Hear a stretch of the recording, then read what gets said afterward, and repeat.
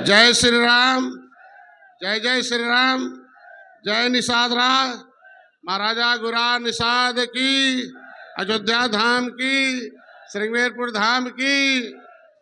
साथियों, पांडे परिवार का अंबेडकर नगर के विकास में बहुत अहम योगदान रहा है।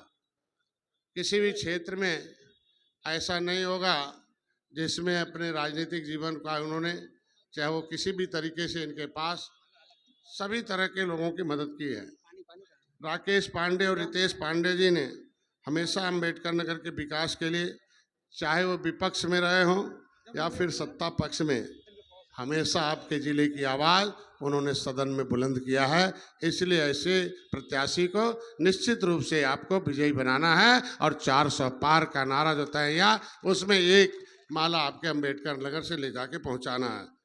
अंबेडकर नगर युवाओं के रूप में जनपद से योग्य और शिक्षित उम्मीदवार के रूप में अगर रितेश पांडे, हमको लगता है अभी तक जितने भी प्रचार किए होंगे, नामांकन में गए होंगे, सबसे युवा अभी तक हमें रितेश पांडे मिले। इसलिए युवाओं की तरफ से एक बार तालियों से स्वागत होना चाहिए।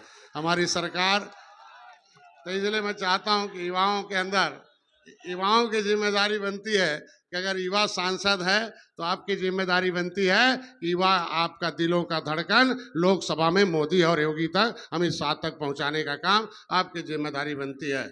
आपको तो हर्ष होगा कि आपके सांसद, श्रेष्ठ सांसद का दर्जा प्राप्त हुआ है।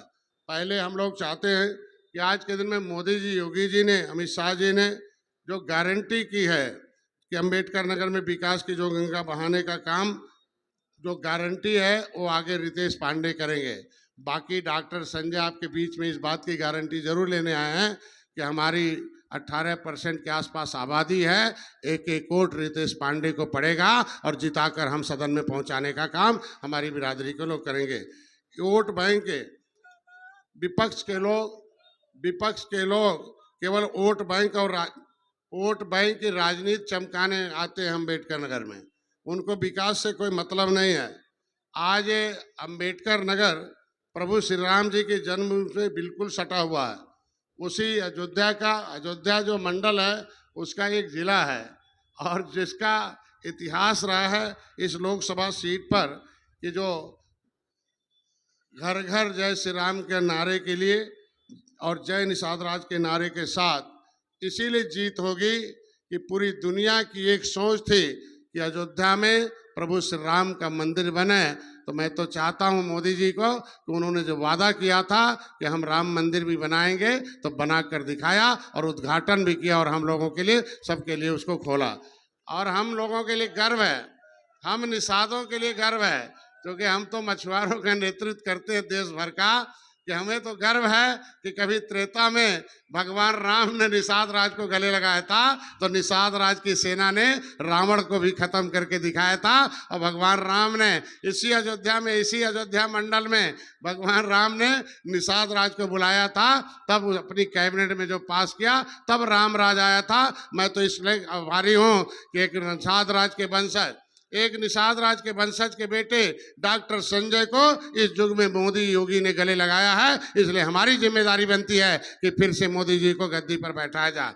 मैं इसीलिए आया हूं कि आज के दिन में प्रभु श्री राम के साथ साथ मैं तो अयोध्या वासियों को, मेरे यहाँ संत महात्मा लोग हैं और यहाँ के भारतीय जनता पार्टी के कार्यकर्ताओं को बधाई दूंगा और मोदी जी को बधाई दूंगा और राम जन्मभूमि ट्रस्ट को भी बधाई दूंगा कि प्रभु श्री राम के आत्म बाल सखा थे, प्रभु श्री राम के आत्म बाल सखा थे निषाद राज गुरुराज महाराज। तो भगवान राम को उस मंदिर में निषाद राज को भी स्थान दिया गया है। ये इतिहास में है कि निषाद राज की भी मूर्ति लग रही है। अयोध्या में जितने भी अतिथि भवन बन रहे हैं वो निषाद राज के नाम से बन रहे हैं। और इसी अयोध्या में ये सपा बसपा कांग्रेस ने जो गरीबी दिया था, उस गरीबी को नजदीक से मोदी जी अगर गए किसी के घर तो एक निषाद राज के घर जाकर चाय पीकर दिखाया कि अगर गरीबी में गरीबों का अगर मकान दिया है तो मोदी जी ने दिया है, अगर उन्होंने आयुष्मान भारत कार्ड दिया है तो मोदी जी ने दिया है, और उन्होंने अगर उज्ज्वला दिया है तो गरीबों की तरफ किसी ने चिंता किया है तो मोदी जी ने किया है। इसलिए आप सभी से अपील है कि अब की बार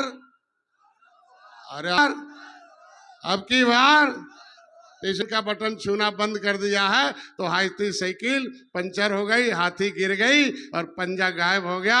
इसलिए निषाद पार्टी को मोदी योगी का साथ मिला है। उसके पीछे क्या काम किया गया है इतना जाके गांव में जरूर बता दीजिएगा मछुआरों को कि 7 जून 2015 को जब हम अपनी बात केंद्र में भाजपा की सरकार थी 2014 में, अपनी बात को मैं रेल के माध्यम से, रेल ट्रैक के माध्यम से दिल्ली पहुंचा रहा था तो ये समाजवादी पार्टियों ने गोली भी मरवाई, मेरे एक भाई को मरवाया और हमारे जैसे लोगों को जेल भिजवाने का काम किया।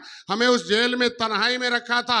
मैं आपकी आवाज हूं, आपके समाज की आवाज हूं, मैंने उस आवाज को उठाया था, इसने गोली बरसाया था। मेरा समाज एक एक वोट देकर इनका बदला लेगा।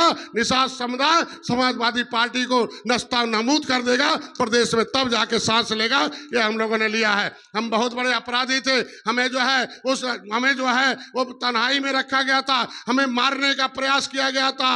हमारे जितने भी नेता हुए, चाहे महेंद्र सिंह राजपूत हुए, धनीराम वर्मा हुए, रघुवर दयाल वर्मा हुए, मनोहर लाल हुए, जयपाल कश्यप हुए, झोरी बिंद हुए, जमुना निषाद हुए, चाहे फूलन देवी, इन्हीं नेताओं ने, इन्हीं पार्टियों ने इन्हें मरवाया है। हमारे सारे नेताओं को मरवाने का काम किया है।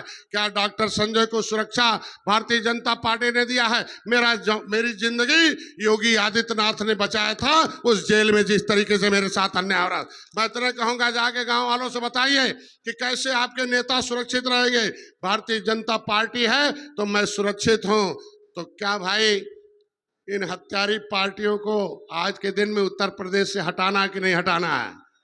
बोलो, हटाना कि नहीं हटाना है? राम मंदिर पर गोली चलाने वालों को हटाना कि नहीं हटाना है? बोलो, हटाना कि नहीं हटाना है? नमस्कार मित्रों, मैं हूं महेंद्र कुमार और आप देख रहे हैं हमारा YouTube चैनल महेंद्र अवधपुरी, जिसका सिद्धांत है, जिसका उद्देश्य है कि समाज में आजकल की जो नई युवा पीढ़ी है उनके लिए योग, संस्कार, सेल्फ डिफेंस, मोटिवेशन, टैलेंट, ऐसे ढेर सारी विधाएं हमारे चैनल के माध्यम से प्रसारित की जाती हैं। तो हमारे चैनल से जुड़िए, हमारे चैनल को सब्सक्राइब कीजिए और लोगों को शेयर कीजिए। बहुत बहुत धन्यवाद।